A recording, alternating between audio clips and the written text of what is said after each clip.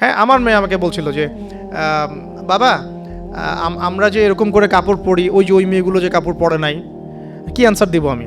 তো বললাম যে আম্মু আসলে তাদের তাদের বাবা মা মনে হয় তাদেরকে এভাবে শিখায় নাই। আমরা যেমন তোমাদেরকে শিখাইছি, তাদের বাবা মা শিখায় নাই। ও মসজিদে যেতে খুব পছন্দ করে, তো মসজিদে যখনই যাই নিয়ে যান, আপনারাও নিয়ে যাবেন। আর আমাদের সমাজে তো মসজিদে নিয়ে গেলে ধমক দেয়, হ্যাঁ, ডিস্টার্ব হয়। আর টার্কির মতো জায়গায় দেখবেন, টার্কিতে মসজিদে ঢুকলে চকলেট দেয়, গিফট দেয়। নববীতেও, এখন নবী হারামেও ছেলেমেয়েরা দৌড়াদৌড়ি করে খেলে বেড়ায়, মানুষ নামাজ পড়ছে, কোনো সমস্যা নেই।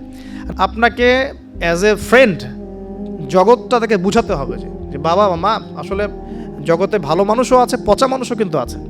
ভালো কাজ যেমন আমরা যেমন নামাজ পড়ি, আমরা যেমন এইগুলো ভালো কাজ করি, পচা কাজও মানুষ করে। মানুষ কিন্তু এই করে। বাচ্চা কিন্তু প্রশ্ন করবে, বাবা এটা কেন, ওটা কেন, আব্বু এটা কেন, ওইটা কেন। সব প্রশ্নের উত্তর আপনাকে দিতে হবে।